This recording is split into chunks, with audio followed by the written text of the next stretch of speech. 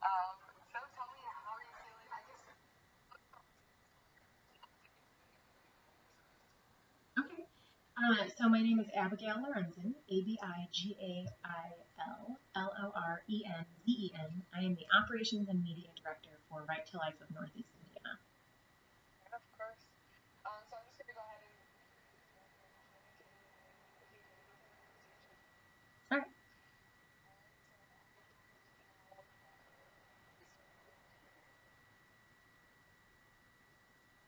I'm joined by how do you think Indiana near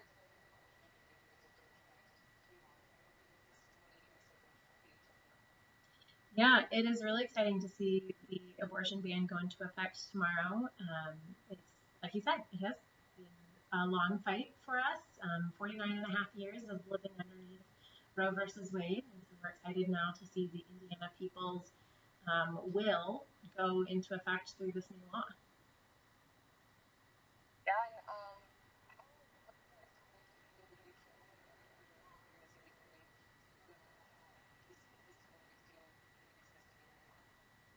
we have a lot of programs that are ramping up.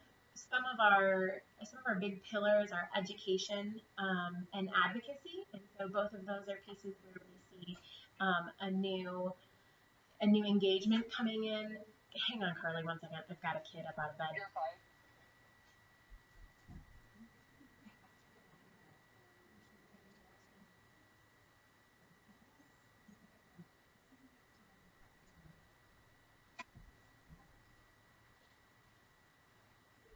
You're fine.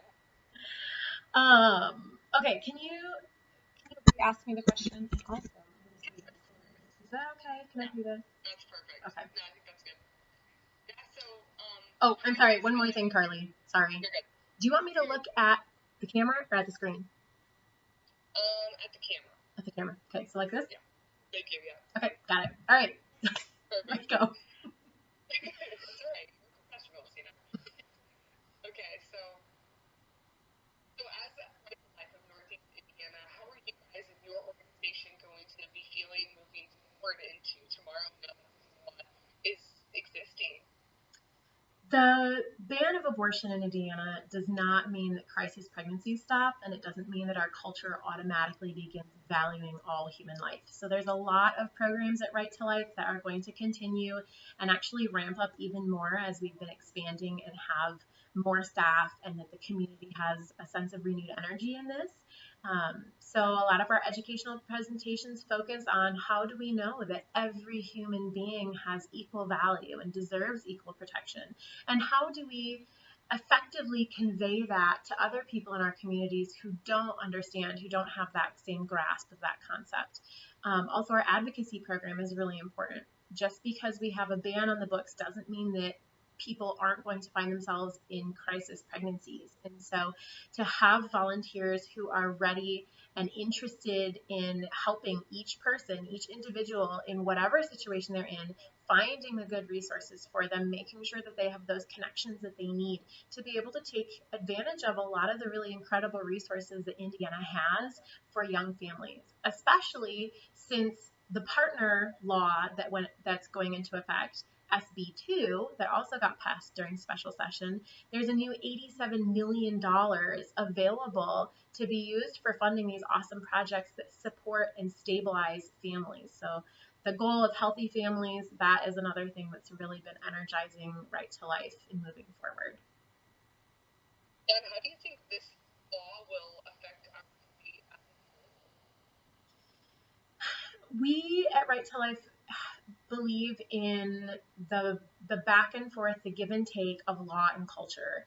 And so seeing a ban like this on the books, part of the goal of that is to move the cultural narrative in a way that says, look, abortion is banned because it's wrong, because human beings have value, because the solution to a family in crisis is not to take out, to eliminate the people in crisis. It's to help them. And so a ban like that, right, begins to ask people to think about what are better solutions for these situations that our friends, that our neighbors are facing. And so we're looking forward to seeing the culture change that way. And then as the culture comes up to speed with this idea that all humans should be protected, that goes back and influences even better laws yet. And I know I'm talking today to a doctor who is leaving Indiana because she's a OBGYN and she can't practice abortion here anymore. How do you feel about that? You know, the possibility of less doctors being in our state because of this law.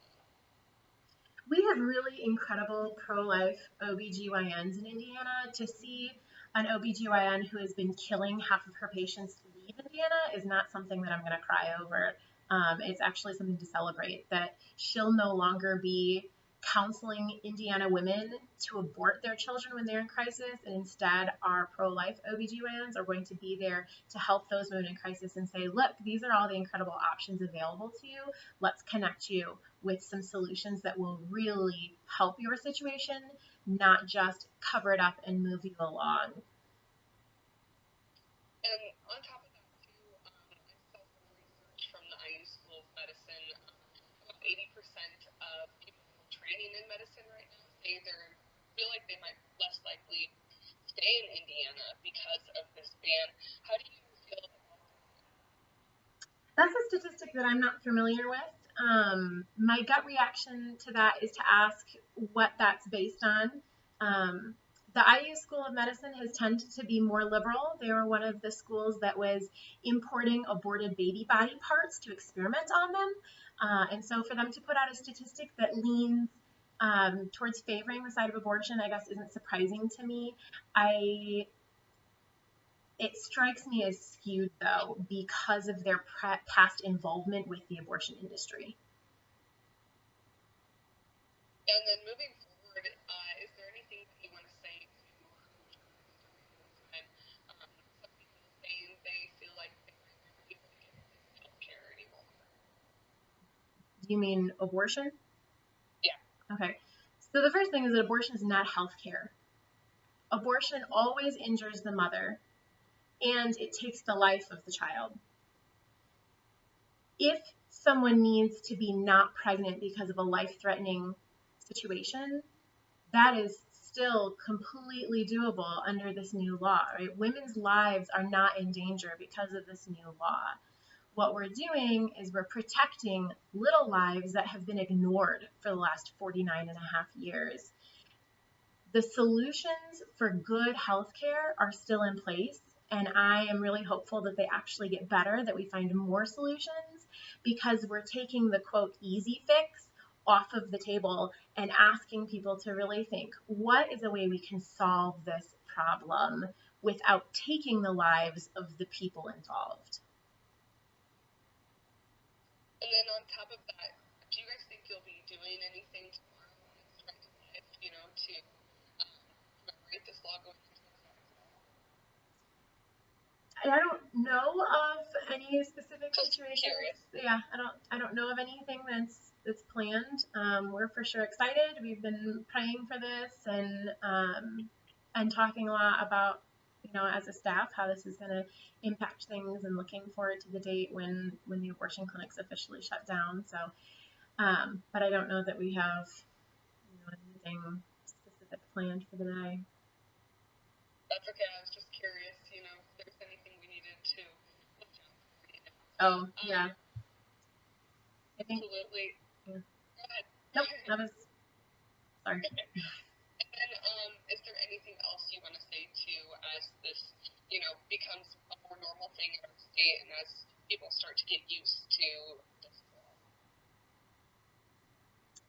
I mean, I think everything that I wanted to say, I kind of covered, because I talked about the cultural change, and that I think really would be my answer here. So I think so too. Thank you so much, Abigail. Anything else that you feel like I might have left out? I don't think so. I appreciate it. I appreciate it. You have a good rest of your day, and have fun with your kids too. Hopefully, you wake up again. Thanks. When do you think this is going to be airing, Carly? It'll be on tonight at 5, 6, 7, and 11. Okay, great. Thank you. Yep. Have a good rest of your day. You too. Bye bye. Bye.